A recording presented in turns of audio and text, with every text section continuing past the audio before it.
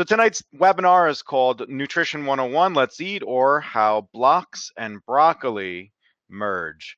So we're going to get it going here. Normal housekeeping things are in play, which is you can rewatch this at any time. The slides will be posted shortly. We will have tools and guides available for this lecture in particular, and they will be available both during and after. And we're developing something really cool that's going to complement this whole presentation that you can grab at the end of the presentation, or hopefully in the weeks to come. I love feedback, so you're going to get an email that talks about how we did, so if you can fill that out. And as always, we have so much to cover, so let's just keep it going. So who am I? I'm a registered pharmacist practicing for 15 years. I own a pharmacy in Woodstock, New York. I'm a holistic pharmacist, so I've seen the power of lifestyle interventions, natural products, and traditional medications, but I know both healthcare industries are sick. So I developed Woodstock Vitamins because we need a new path for managing and preventing disease. We've weaponized my approach, my almost obsessive rigor, to develop better products, better advice, and better information to help you live your healthiest life. A holistic pharmacist is largely made up. I make up terms. Just wait till you see some of the stuff I came up with today. So basically, my goal isn't to push drugs. It's quite the opposite. I want people off their medications and using nutrition, exercise, stress management, sleep, and yes, even supplements to prevent as much disease as possible. But I know that we need the healthcare system, even if it's broken. We can't live our best lives without all three pieces: lifestyle, supplements, and medications. That's what I believe a real holistic pharmacist is, but in most situations, I'm just a big mouth professional who gets a little crazy and asks the tough questions. Speaking of big mouth pharmacists, that's me, where our podcast is a huge success. We're getting hundreds of downloads a day already, and our episodes are getting listened to by hundreds and hundreds of people at a time. So I think you should definitely check this out. Go to woodstockvitamins.com/podcast. Go to your favorite podcast app and subscribe to our show. And if you don't mind, give us a little bit of a review. It helps us get seen. We have some great episodes. So the vaping episode is out now, where I speak with the founder of the Parents Against Vaping E-Cigarettes movement. And we have a sleep expert from the UK coming on in the upcoming weeks. We just interviewed a compliance lawyer and talked about supplement quality. And very shortly, we'll have some stuff talking about skincare. So we're kind of hitting all the big topics, and soon we'll start really diving into the details. Please check it out. It's a great little offering we have here. These are the important disclaimers, which basically says don't do anything until you talk to an expert. I'm a pharmacist, but I'm not your pharmacist. So make sure that you speak to your healthcare professional before changing anything, especially something based on what we talk about here today. And never believe anything you read on the internet. So my responsibility, as you can tell, is to be responsible. I'm not going to make any outrageous claims. I'm just going to make real practical advice around products and what the current evidence shows. So in other words, no BS. All right, so before we get started, I know there's just a handful of you today, so let's just take a minute into the chat box, type up for me, I want an example of a healthy food and why. And preferably, I only want to hear from the people that have not heard me speak on this before or have done any consults with me. So no cheating, basically. So take a minute, write what you think a healthy food is. We'll get to that a little bit later. So we are going to cover some stuff. I like to take these little lectures and turn them on their head. So instead of it being, what's a protein and all this stuff, we're going to go over some very specific bits of information. We're going to talk about the nutritional stage. What's the atmosphere right now in nutrition? Then we're going to talk about something I call dietary Jenga. We'll talk about how to eat, what to eat. We'll talk about my general dietary strategy, and more importantly, how to deal with new nutritional information when it comes up. Don't forget to tell me why you think they're healthy. All right, so the first section, setting the nutritional stage, or why are we having this discussion? I mean, really, why are we having this discussion? Everybody knows what to do, right? If I just said what's healthy, and we heard about veggies, fruits, and eggs, and salmon, and all these very healthy things. So if everybody knows what to do, why are the number 1 and 2 questions I get around here, what should I eat? And I feel bloated, gassy, miserable from foods. How do I fix that?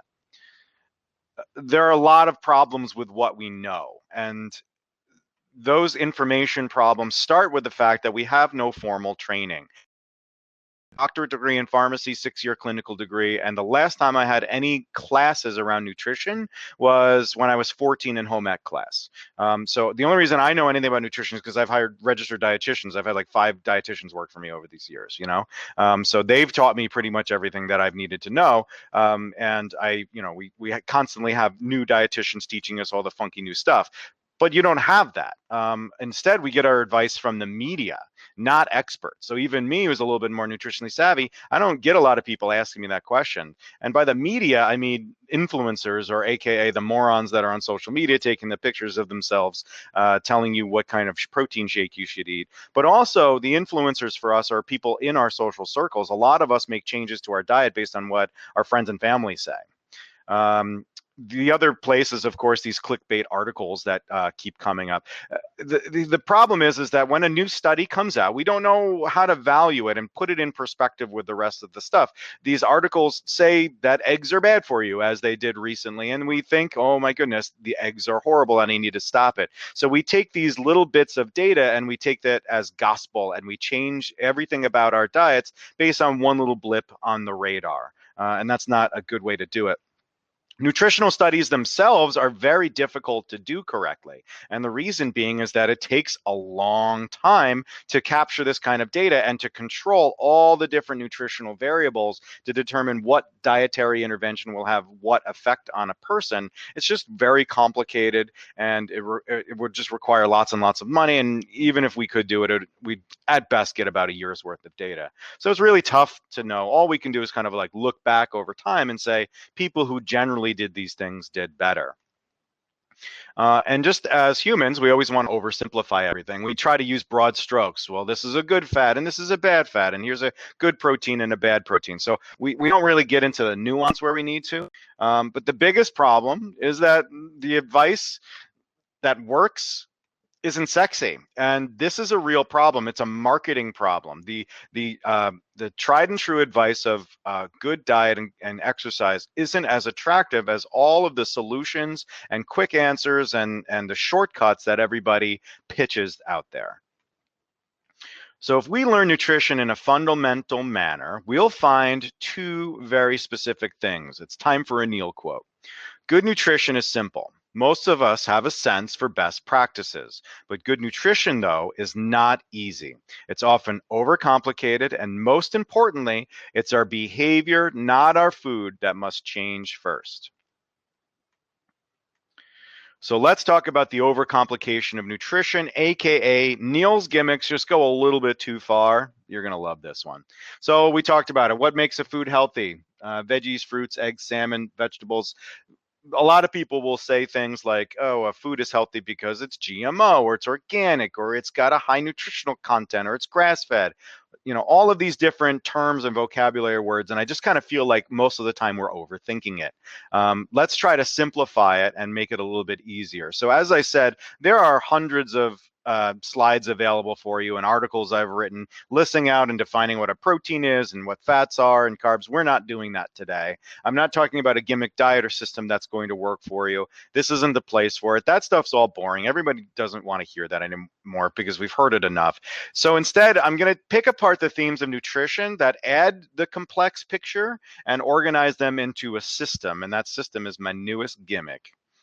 So I like pyramid shapes, and I was going to try to kind of shoehorn it into a pyramid. The wellness pyramid worked so much for me, but I felt like I needed to better represent the imbalance we have at the different levels. And basically, the foundational bits, the pieces of knowledge, can be missing from each tier. So it's not like we screw up the bottom completely, but we get kibbles and bits of it. We don't get all of the information we need. So introducing dietary Jenga. And I think this analogy works really well, because if you think about it, like each one of the little blocks is a bit or a piece of knowledge that all builds upon each other. At the bottom is the foundational information that strengthens the whole structure. And ideally, we have something that's nice and tall and solid, right? So we have the ideal situation where we have all stages, all levels of this Jenga structure all of them are in order, and all of them are there, and everything's nice and solid. And the only reason it's going to get pushed over is if your 2-year-old kid comes around and knocks it over. But in reality, most of us are missing lots of pieces at all sorts of different levels, making the thing unstable. And then all of a sudden, the Jenga tower falls over on us, and we look up and we've crushed a entire rack of Dunkin' donuts, and we've drank a 2-liter bottle of Pepsi because we just got so overwhelmed with all of the different information and not having all the pieces in the right place. So dietary Jenga is my new shtick. This is the money shot here. If we think about nutrition and we think about why it's complex, if you pull out all of these pieces, I put them in a stepwise process for us to work with over time. So that way we're not dealing with it all at the same time. And this is like the natural kind of stepwise process that you should be taking when you're thinking about nutrition. So at level 1, we have to know what's healthy and what's not. We have to talk about the general information and definitions. At level 2, we have to talk about the timing of the meals. But more importantly, when it comes to timing, we have to tackle the mental or psychological obstacles found in our diets. At level 3, this is where we get into some of the fun stuff. We're going to mix up our diet. We're going to have lots of different types of foods. We're going to talk about the numbers to make sure that we're hitting our goals. And level 4 is when we talk about quality and really getting into the nuance. Is it better to have the green apples or the red apples? We're not talking about that at level 1. What we're talking about at level 4 is what is the ideal thing. And then level 5, I'm not even going to talk about that today because I think people go too far and they get really into the micromanaging of when they're going to have their proteins and how much they can maximize the muscle building and all of that crazy stuff. I think that's left for the geeks. And if you're at level 5 and you're doing all of the other 4 levels, God bless you. But I don't think that that's relevant to most of us. So we have to keep our structure strong. And as I said, a lot of us have this really, really weak structure. But I even find this is that people start piling intense, way too high level stuff at the top of the pyramid, the Jenga structure, and that makes it even more complicated. So we focus on these high level concepts instead of worrying about the foundation of our structure to make sure that it's nice and strong. So let's talk about level 1. What's healthy and what's not. So to define a healthy food, it's very, very simple. All we care about is it rich in one or more macronutrients? And the macronutrients, of course, are proteins, good fats, and complex carbohydrates. And I qualify those by saying good fats and complex carbohydrates because you can technically have bad fats, things that aren't good for you, and simple carbohydrates. I'm not going to discuss those. We've discussed those at other points. If you have a question about it at the end, we can certainly talk about it, but let's focus on this. So proteins, good fats, and complex carbohydrates. And of course, our food is a source of energy, but it also has micronutrients, vitamins, minerals, antioxidants, and other compounds that your body needs. So these are examples of healthy foods. You've seen all of these kinds of things before: chicken, pork, beans, kale, apple, olive oil. So chicken and pork, those are rich in proteins. So that makes them a healthy food. Beans are rich in proteins. They're also rich in complex carbohydrates and fibers. Kale is a vegetable, so it's rich in complex carbohydrates. That's what makes that healthy. Olive oil, of course, is a fat. It's a healthy fat. That's what makes that healthy, is that it's rich in healthy, good fats. Some foods are rich in multiple macronutrients. So nuts, for example, are fats and protein sources, and so are eggs and fish. So when you eat those things, you're covering 2 bases, your fats and your proteins for that specific food. Beans, of course, as I said, complex carbs and proteins as well.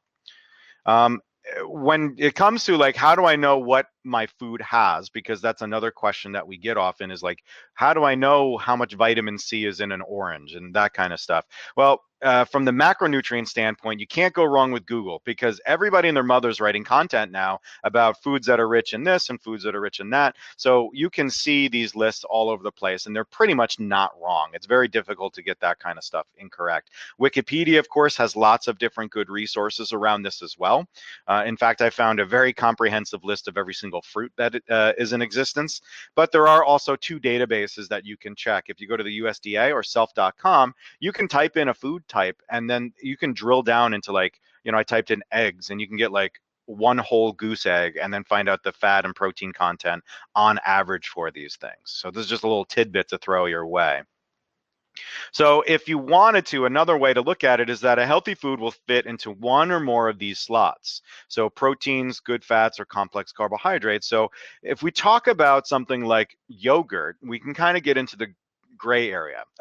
Faye is the brand that I like. The full fat Greek yogurt plain is rich in protein and rich in good fats, and that makes it healthy. It doesn't have any complex carbs. We don't really expect that, but it's rich in those things. And because the food isn't processed or rich in those bad things, bad fats or simple carbs, we consider it healthy. So let's talk about this idea of processed foods, because this comes up a lot and many of us don't even know exactly how to qualify that. So processed technically just means modified. So cooked, canned, and cut, right? We don't really think that you shouldn't be eating chopped nuts or bagged spinach or cut veggies, because those are processed things. That's like the literal definition of it. What it probably works best is if we call it ultra processed. It's definitely a better term.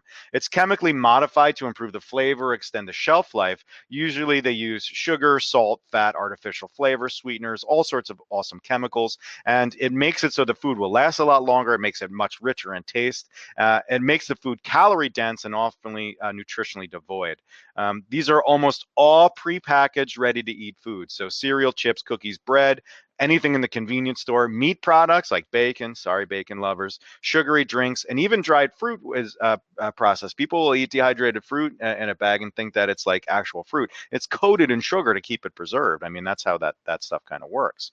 So if we look at something like unhealthy yogurt, and we try to fit it into one of these slots, what we'll find out is that it's low in protein, so it's not healthy in that regard.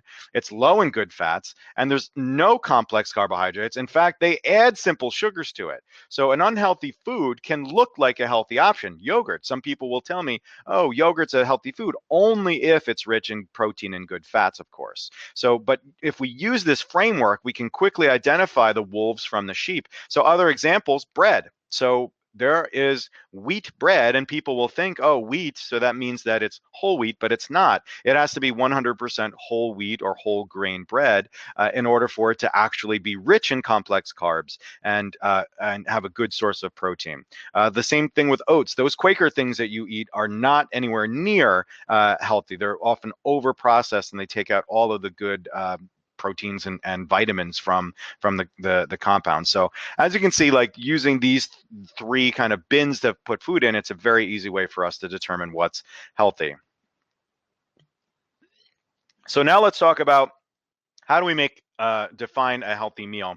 And this is my eat to fuel your fire analogy, if you've read that article or heard any of this stuff before. But essentially, let's think of the macros as firewood, right? So complex carbs are like your kindling, protein are like the smaller sticks, and the fats are the bigger logs. And the reason that this works is because this is a great analogy for how quickly they convert to energy. So complex carbs will burn really quickly. Proteins will burn in a little bit of a delay, and they'll burn for a bit longer. And fats take a while to burn, but then they'll burn for some time. So the other thing is how long that energy source lasts.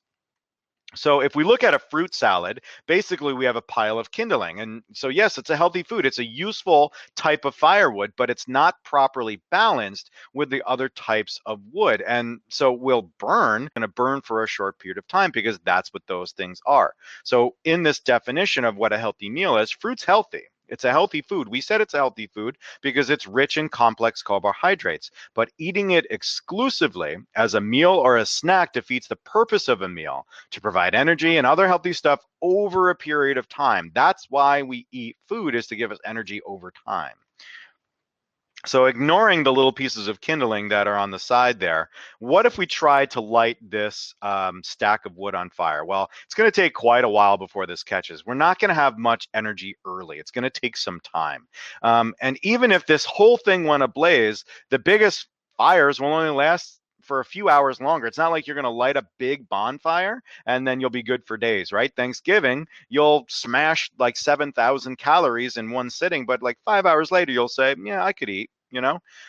So there's only so much heat that we can gain from this anyway, right? So even if we make this big old fire, it's not like we can get that heat and store that energy. So we'll actually have to step off the fire a little bit. So it's important to understand that the volume or the amount of food that we eat matters. We want to kind of optimize it. So our nutritional goal then is to make a properly balanced fire of optimal size using quality materials. And this fire will provide heat, energy, and all that stuff for a period, which is usually only about 2 to 4 hours. So a healthy meal, back to our slot of what makes a food healthy, has all three slots occupied. So eggs, as we talked about for breakfast, are good proteins and good fats. And then if we add peppers and mushrooms, now we have the complex carbs. So now we have a healthy meal. So it's healthy foods in a balanced manner, having all three of the macronutrients. And if you take a look at this, we have these ratios. So the complex carbs should represent about half or a little bit more than half of our total calories for each meal. So that's an important thing to remember, is that most of what we eat should be these complex carbs, these fruits and vegetables. So here's a couple examples of some healthy meals using this slot or table mechanism. So again, eggs and peppers. Eggs are proteins and fats, and the complex carbs are peppers. Chicken over salad with a little bit of olive oil dressing. Fish are good proteins and fats with some asparagus. Beans and rice for protein, olive oil, and then some vegetables. This is just a very easy way for you to make a meal. So snacks are campfires too. For me, a meal is just a larger snack, and a snack is a smaller meal. It always has to be a balance of proteins, fats, and complex carbohydrates every time you eat. So I know I just gave you some meal examples. I'm going to be giving you some snack examples at the end of the presentation. But as I'm sure some of your minds are kind of skipping around, so wouldn't it be nice if I just had a list of all the possible foods, and then I can pick out different foods and mix and match and come up with a meal plan? And that's exactly what I'm developing out. Food shopping list, listing all the different proteins and fats and complex carbohydrates that are available for you, and all the different traits, so that way you can look at it and you can make your dietary menu for your week or month. If you're interested in this, just please email me, food@woodstockvitamins.com, and you'll get on the list. But for now, if you go to woodstock.com, vitamins.com/diet fixes, diet-fixes, you'll get our quick and easy version of this, which talks very briefly about good proteins versus bad proteins, and good fats versus bad fats, et cetera, et cetera. So we've got healthy foods and we're eating healthy meals. How do we have a whole day? So what would happen if you were stuck in a tundra? And not this kind of tundra, this kind of tundra where it's super cold outside and the fire, the heat is life or death. Well, if we wanted to survive in the tundra, we'd have to get warm. If we don't have a fire, we'll get cold. That's pretty simple. We want to avoid being and staying cold because it takes more energy to get warm when you're cold. By the time you get re-warm, your fire's almost out and you got to make another fire. And you need to stay warm. We want the fire burning all day consistently. If you're cold for a while, you're going to lose toes because you'll get frostbite. So we got to stay warm. And at nighttime, it's important too. We won't be able to wake up throughout the night and make a campfire. So we have to survive off the coals until the next morning. And then first thing in the morning, as soon as we get up, we better get that campfire going because we need that warmth as soon as we can get it. So if we convert this analogy over to nutrition, we have to eat. If we don't eat, we'll be hungry. That's a very basic statement, but a lot of people don't understand that. We have to avoid the hunger. It takes more energy to get fed when hungry, right? So by the time you get refed, it's almost time for you to eat another meal. And you have to stay fed. We want that energy burning all day and consistently. So we want to be eating throughout the day, because if we have continued hunger, instead of our toes falling off from frostbite, we'll have fuzzy, foggy thinking, changes in our metabolic rate, and changes in how insulin and glucagon are secreted, changing our basically our diabetes risks. So when you're hungry, your body goes into a hibernation mode, storing fat while burning muscle stores. So a lot of us think, oh, well, I'm not eating, so I'll be losing weight. No, that's not what happens. Your metabolic rate slows. You start to take away energy from your muscles and store carbohydrates as fat. It's actually an unhealthy thing to do, is to be hungry, like I am right now while I'm doing an hour-long presentation. So the best way to eat to make a healthy day is to eat within 30 to 60 minutes of awakening, because you're surviving on the coals from the night before. You want to eat an optimally sized and balanced meal and snack all day. Meal, snack, meal, snack, meal, snack. And you want to eat a couple hours before bed. And I'm not talking about a ton of food here. We've gone through a few examples of some meals, but a healthy snack is just like a scoop of nut butter and apples. And I'm not talking about a punch bowl ladle, but just like a half a tablespoon or a teaspoonful of peanut butter with some apples right before, like a half of an apple before bed, is enough to kind of keep you satiated through the night so you can sleep a little bit better. We talked about what we should eat. So what shouldn't we eat? And there's a lot of information out there about all these unhealthy things that you need to cut out of your diet. But listen, bad food is bad. And that list isn't that big. And we've kind of talked about it a bunch of times in a few of the different webinars and podcasts that we've done.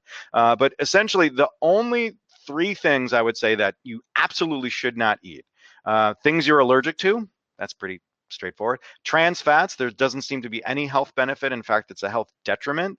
And things that you're intolerant to. So like if you eat something and it makes you gassy and it makes you, have like an irritated bowel, don't eat it. Like that's simple. That's the thing that you should avoid. There are lots of different options out there. So just get rid of the things that bother you.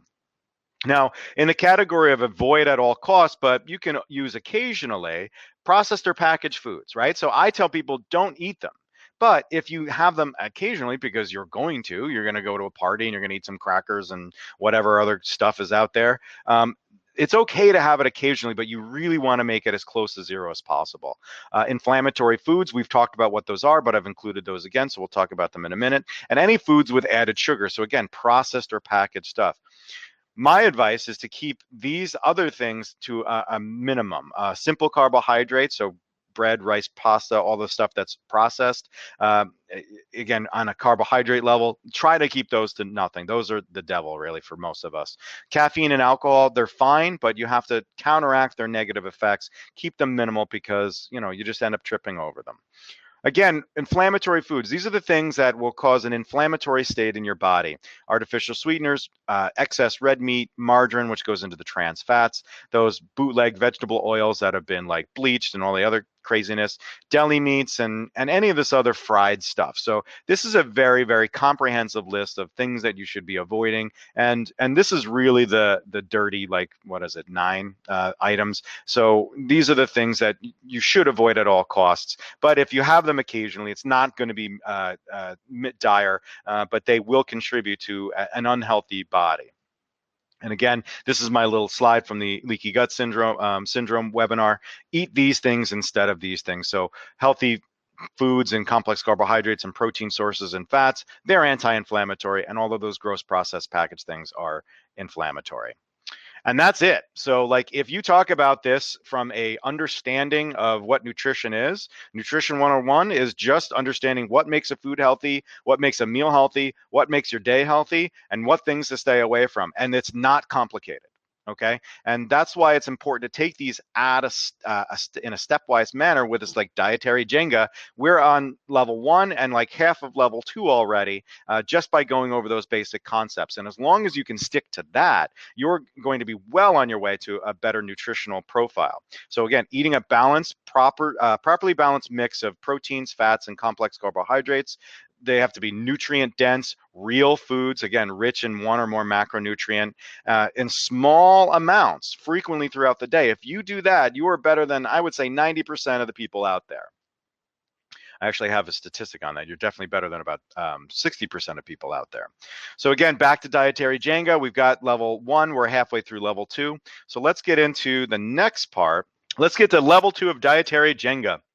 I'm not drinking soda, by the way. This is a very nice little brand of seltzer water that we started carrying.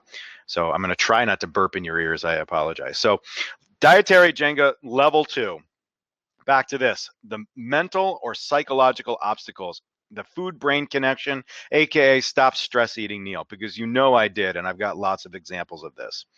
So when it comes to nutrition, I don't think it's really about anything except for this. We have no time. We don't have time to make all of our food. We don't have time to stop and eat. We don't even have time to chew, right? And there's other problems. Like it looks too complicated. If you Google food, this is the stuff you see. You see all these beautiful plated, crazy amounts of foods. Like, look how much stuff is in one of these plates. This is all healthy food, and I feel like if I ate this, I would be full for a few days because it's just so much stuff.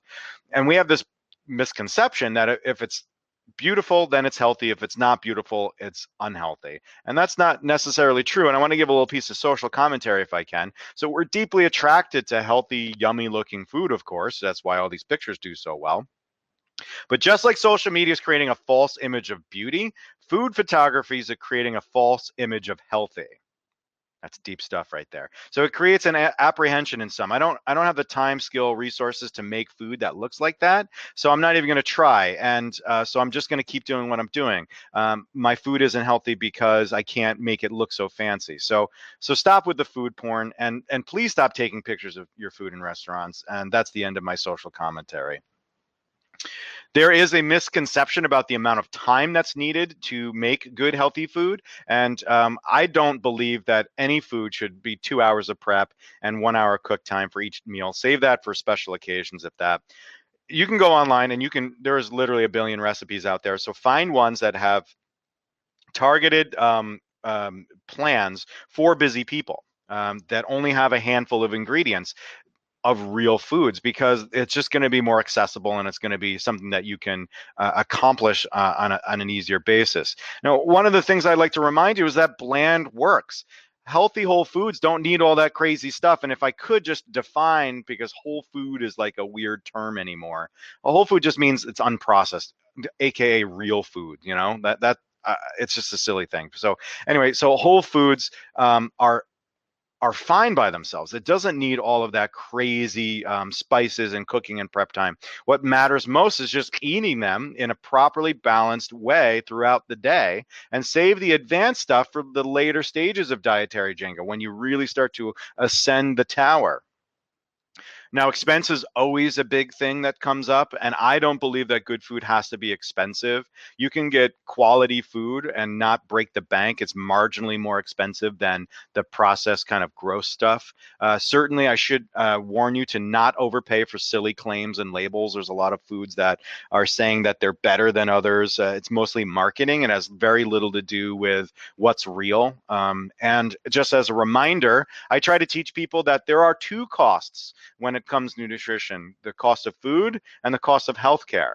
And that is your total cost, because food is not only what you're eating for energy, but it is the only thing that you can do that will determine the kind of life you will have, right? So it's one of the only things. So eating food and making that choice 6 times a day between our meals and snacks is a big indicator of the type of quality of life and health profile you'll have decades later. So it's very, very important to consider all of the costs when we're talking about the cost of food. So spend a little bit more to reduce your total overall costs over a lifetime.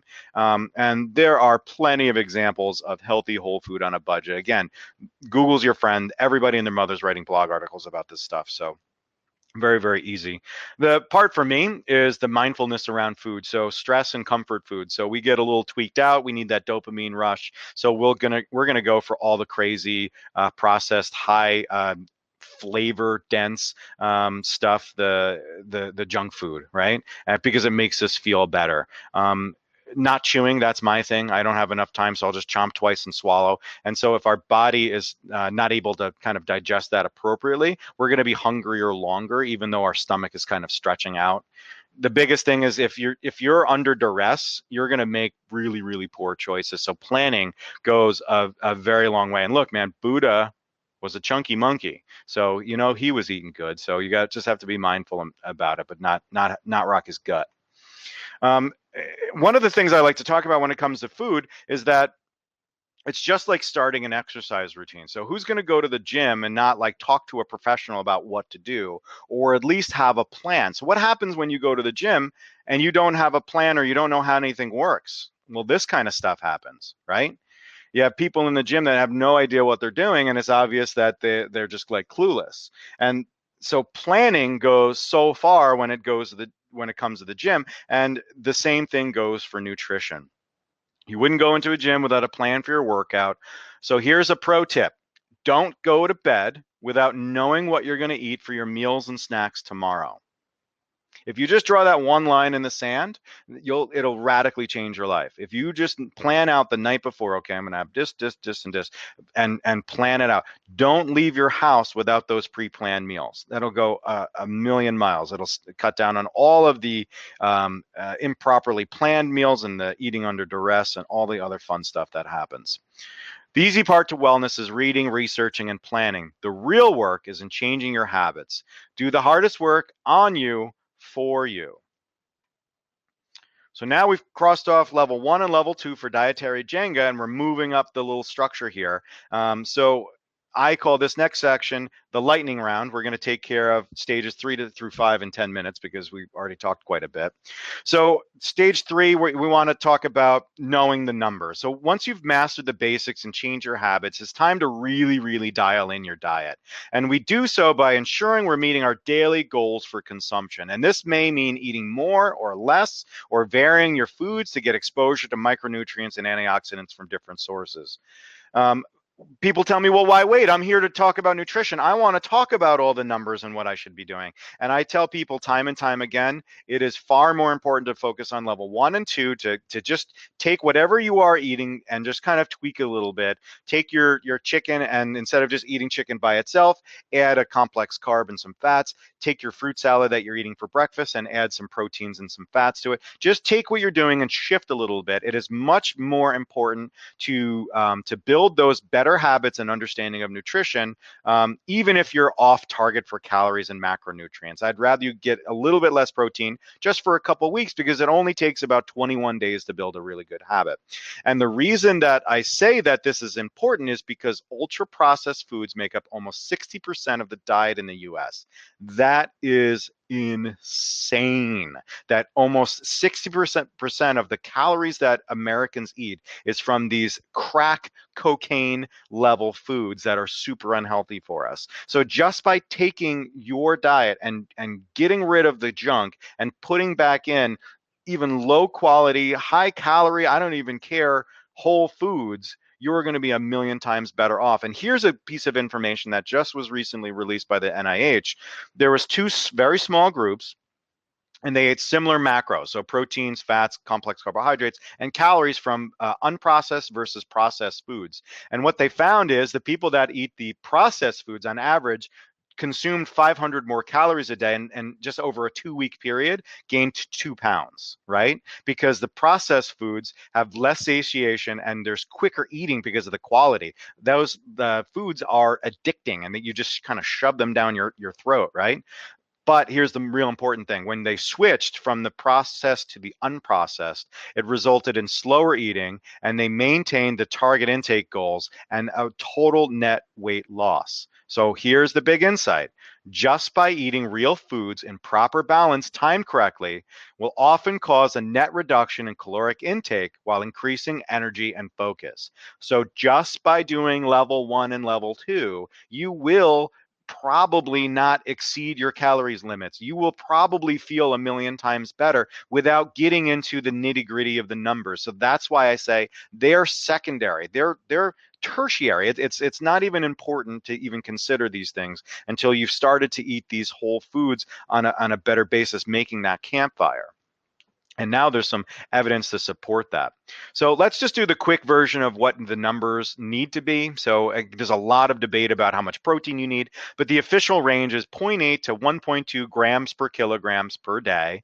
You figure out your weight in kilograms by taking your weight in pounds and divide it by 2.2. So me, I'm 220-ish, I guess. I'm cheating a little bit, but I'm 100 kilograms. So that means I would be between 80 and 120 kilograms if I did that, 80 and 120 grams of protein a day if I did that math. And I tell people just use 1 gram per kilogram, because the 0.8 is really for people that are doing nearly nothing, and 1.2 is for people that have a pretty moderately intense workout regimen going on a few times a week. So most of us aren't getting a ton of exercise, so we should be using at least 1 gram per kilogram a day. Dietary fiber, again, approximately 30 grams. The numbers change after age 50. I would encourage people to get at least 30 grams a day, just because I know how many people have problems with their gut. Everybody's gut's a hot mess. Nobody poops, right? So if you get that 30 grams of dietary fiber, you're going to at least ensure that that part of the wellness pyramid is checked off for gut health. Saturated fat is another number that a lot of people focus on, and that should be definitely less than 10% of your total calories for the day. Another important number, fluids, you should be drinking half your body weight in ounces, plus 8 ounces for each caffeine or alcohol serving, plus any losses during exercise. So for me, we talked about me weighing 220 pounds. So you divide that by 2, and that's 110 ounces plus 8 ounces. And I'm not drinking soda anymore, so don't beat me up. I used to drink diet soda all the time. I drink like a tea, an unsweetened tea now. The other important thing is that any losses during exercise. I have people that are like cyclists and they're marathon runners, and you can sweat up to 4 liters an hour. That's insane that they wouldn't drink enough water to make up for those losses. I just read a little piece that said 75% of American youth, so 18 and below, drink 0 water all day. So they'll either have some sugary beverage or nothing. So that's pretty nutty. Calories. How much calories should I get? Well, there's a great calorie calculator at calculator.net/calorie-calculator.html. And calories are age, height, activity level, and weight dependent, and they are an estimate. So if we punch in my stuff, I'm a 38-year-old male, 6'2", 220 pounds, and I'm sedentary. I mean, I'm running around this pharmacy like a moron all day, but I'm really not working out like I should be. So the results after you put that in tells you what you need to maintain your weight, to lose weight at a very slow rate, a moderate rate, and an extreme weight loss. So if you look at this, you can see that if I shoot for about 2,000 calories a day, I'll have about a half pound to a pound a week weight loss. And when it comes to losing weight, one of the things I would just encourage you to remember is that it took you quite some time to get where you are. I could probably throw on about 10 pounds in a couple weeks because I can really put it away. But most of us have gotten to the point where we are over a long period of time. So we have to understand that it is going to take a long period of time to come off. And it's the most sustainable weight loss that you'll ever know. Is it eating like this and eating in just a slight deficit with nutritional foods? You won't miss a beat. You'll still feel energetic. You won't feel hungry. You'll feel like you're just living a good, healthy life, and the pounds will just start to come off. And 1 year later, if you're doing a half pound a week, that's 25 pounds. I don't know anybody that wouldn't like 25 pounds to get cut off.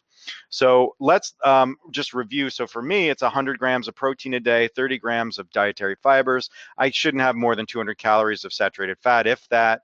I need about 118 ounces of water, which is only 7 water bottles. So I've already done that for the day.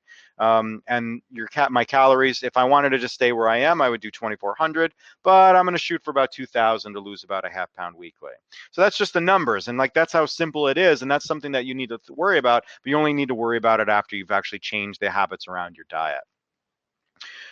This is the biggest thing that you can take home here, is that when you're talking about numbers, our estimates are always off, always off. In fact, one of the pieces of data I saw around calories and weight loss, they said to double the amount of all of your estimates, because most of us underestimate how much we're taking in. And so it's very, very important to like really get aggressive with your goals because of how far off our estimates typically are. Remember, that calorie calculation is just an average. It's not real. And the numbers that you find in the database, it's not an accurate representation of what's going on with the specific piece of fruit or chicken that's in front of you. So it's just going to be an estimate.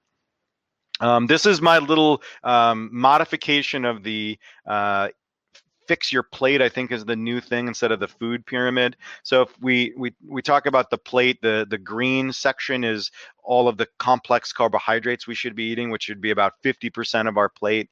And then the remaining half should be protein, that purplish section, and the brown should be like fats and simple carbs if you need them, okay? The light blue area is your hydration. I don't think that any calories should come from your beverages. I think that that just adds to the complicated nature of it. And on the bottom here of this little diagram, I've got the day. So, you know, the sun in the morning and the moon at night. I think this is a pretty clever thing. And you should have a meal, snack, meal, snack, meal, snack, and then go to bed. So this is just kind of everything in a nutshell. This is the way that you should be controlling your portions. So every time you eat, it should be about half complex carbohydrates, and the remaining half should be proteins, fats, and some simple carbs, leaning heavier towards the proteins.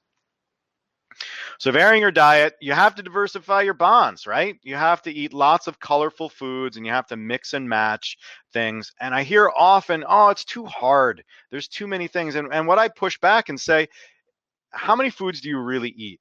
I think I eat a healthy diet, and for the most part, I mean, if I counted all of the different things I really eat, it's probably like 30, you know, chicken, eggs, it's 17 different vegetables probably, right? So there's not a lot of variance even in like a varied diet for most of us. And you know, the one thing that I like to kind of give you perspectives, how many different foods really are there? We get overwhelmed with all of the numbers of the options that we have, but there really isn't a lot of stuff to choose from. And here's my case in point. This is the fruit list. This is what I was talking about earlier. I grouped these into common, rare, and super rare based on my moronic knowledge of this stuff. I mean, I've heard of apricots, of course, and bilberries, but I don't know the last time I bought a bilberry. I don't even know where you would find them in a grocery store. And I certainly don't know what soursop or salak are. But this is a comprehensive list of all the different fruits. So if you focus on the common ones and just go through and say, okay, well, apples, avocados, banana, blackberries, blueberries, apples, cherries, right? So like probably about 30 different things here. So even at your best, there's only about 30 different fruits that you can pick from that would be diverse. And just by doing that would be tremendously more beneficial than what most of us do, which is eat a very limited kind of diet. So if you can eat a kiwi once a week, if you can have some mango once a week, try to get a plum once a week. I'm not saying that you should be eating this every day, but this is just kind of prove the point that varying your diet isn't a difficult thing to do. It's not hard. So again, look for our shopping list when it comes out, put an X to all the things you like, and then try to get some of those X's into your diet every week. Let's talk about quality of food. So this could be an entire thing on in and of itself about like what kind of things you should buy. A lot of people push for organic and GMO free, and like I'm not going to argue any of that. But here's the general best practices. If you buy food in season and locally, you're going to be doing the best because it allows the food to ripen since it's not traveling all across the country. It in season means it's going to have peak micronutrition content. You're going to have a higher level of transparency. Typically, if you have a local farmer, they're going to tell you what kinds of pesticides and herbicides they use if they have any. Some farmers will even go stricter than certified organic, but they don't have the money for the certification. And that's what I normally push for is go tighter with the regulations and the controls than the stuff that's established, because certified organic is just saying which pesticides are okay to use.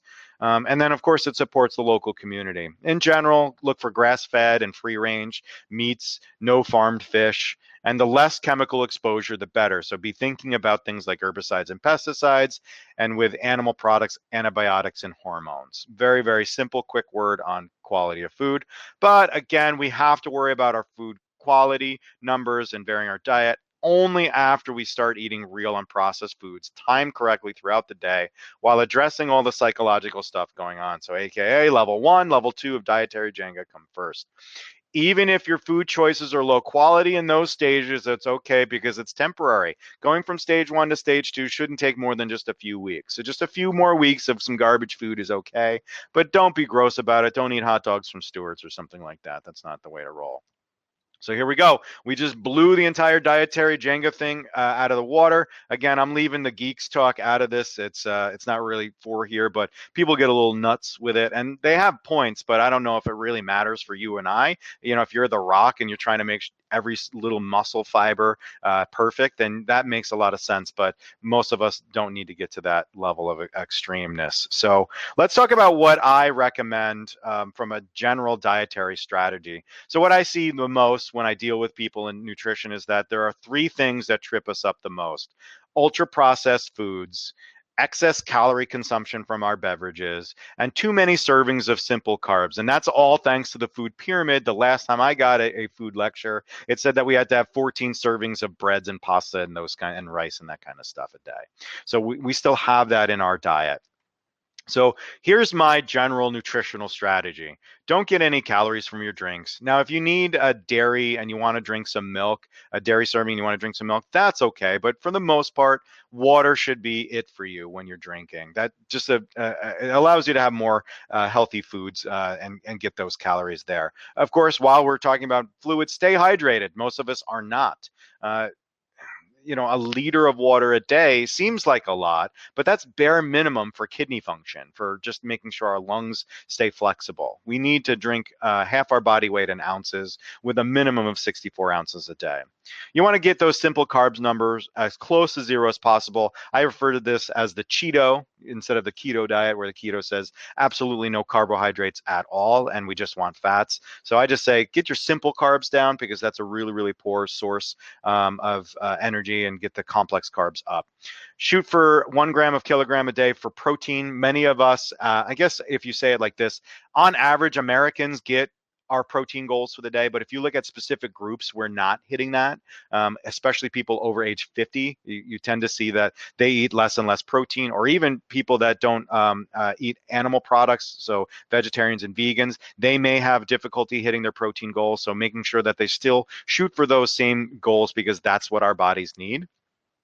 Half of your food should come from varied complex carbs. Time your meals to optimize that metabolism, energy, and blood glucose, and eat lots of healthy fats. Don't avoid fats. Minimize the saturated fat intake. So avocado and olive oil, fatty fish for the win.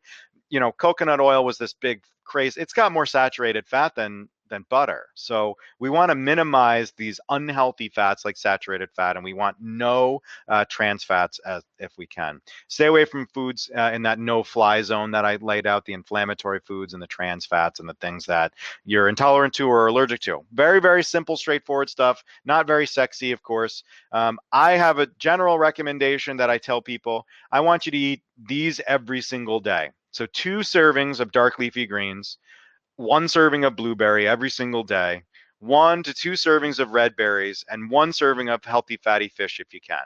And the benefits just kind of like abound. Okay, blueberries are like insanely healthy foods that are great for brain health and everything, and they're just so nutrient and micronutrient dense. It's just something to get. And then the red berries, it's great because there's lots of antioxidants there. Heart healthy and brain healthy and eye healthy. And there's so many different red berries, you can kind of really switch it around a lot. And of course, the dark leafy greens, good fibers, but then all the other vitamins and such that are in there. So this is kind of a no-brainer for me to try to do this. The healthy fish, I mean, I'm just trying to cut down on your fish oil expenses. That's really it here.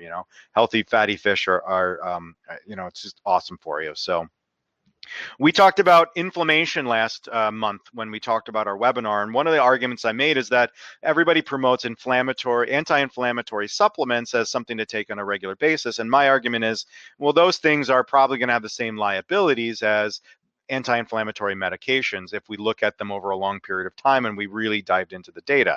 So instead, I'd rather you just eat them in your diet and incorporate them into your foods every week. So this is a great place to do it. Once a week, have some turmeric, or have it a few times a week. Ginger, garlic, pepper, green tea, cinnamon, all of these things that people talk about. I want this supplement for all of these health benefits. Put it away, put the supplement away, don't spend the money on it, and instead get all of these different foods and spices into your diet at least weekly. So here's that healthy snack chart. So nuts and a fruit, and of course, add a square dark chocolate for the little sugar hit. Pepper and guacamole, Greek yogurt and berries, apples and nut butter, celery and peanut butter, a classic, of course. It's a very valuable snack. Cottage cheese, flax, and berries. Kale chips and nuts, hummus and veggies, mozzarella stick and a fruit, black beans and veggies. So snacks don't have to be this massive thing. It can be just a little bag, a little serving of this stuff, and it's good enough of a fire to last you for 2 to 4 hours to keep your energy levels up throughout the day. And you can sub out any fruit or veggie, not edgy, and any cheese or nut butter with any of these different things to kind of have a really good framework of some healthy snacks. All of these slides are going to be available pretty shortly after the webinar tonight. Are we going a little bit crazy with the shakes? I think we are. I think a lot of people over recommend them. Shakes can be a low calorie meal or snack replacement, but in order for it to be healthy, you need protein, fat, and complex carbs or fibers. Many protein products on the market are heavily processed, and quality control is a major issue. Think of heavy metals, and most importantly, watch out for vitamin content. I know people that recommend shakes all day long. They tell people to eat 3 shakes a day, and most of them have a full day's multivitamin in them. So you shouldn't be taking that 3 times a day. You can get too much vitamins, and that can make you sick too. So you want to be very, very careful about the things that are in your shake. So if you can eat real food, it's not really great to get nutrition from a powder all the time. It's okay as a small part of the whole puzzle. And tonight's our special tonight for people that are attending the webinar is that we're having a sale on a lot of our shakes if you're interested. So, but I think people get a little bit nuts about it. Use it, but use it in moderation. So how do we deal with all the new nutritional information that's coming our way? Because it's a bit crazy at times. So there are 3 types of things that I think can happen when something hits the airwaves, the social media channels. There'll be something that'll come out and say this food is good or this thing is bad now. And really, what I would tell you to do with this is just take it with a grain of salt because it could just be a single flash in the pan, and we have to kind of see how that study fits into our broader knowledge of science. And we have to really go past the article into the actual study itself and look at the structure of the study and the methods and the statistical analysis and really determine what those people were trying to hypothesize or prove. A lot of the times the articles are completely missing the point and are giving misinformation compared to the conclusions that the study authors were trying to make. Anytime somebody says that there's this new diet that's wildly successful, literally ignore it. Like, don't even bother. Every new diet doesn't work. Every new diet is just a fad. We've all been around long enough. I'm only 38. Some of you guys have been around longer than me. I'd imagine all of it is BS. If there's a real good diet, we would have to know over a longer period of time. And sure, you may get results from something dramatic like a diet, but what ends up happening as is showing, it's showing its face with keto intermittent fasting right now, is that it doesn't last. It's very difficult to sustain, and as a result, people fall off and go back to their old habits. It is much better to play dietary Jenga, if I must say so. The other thing is like this idea of superfoods. So matcha is in everything. I was at Starbucks, I mean, and I was getting my 1 coffee a year, and they had matcha and everything, and like goji berries was the last, and of course turmeric. And so superfoods are like a trend, and essentially, like, what the heck is a superfood? It sounds like holistic pharmacist. It sounds like a made-up word. Superfood just means nutrient dense foods rich in macros or nutrients, and you know them as another name, food, right?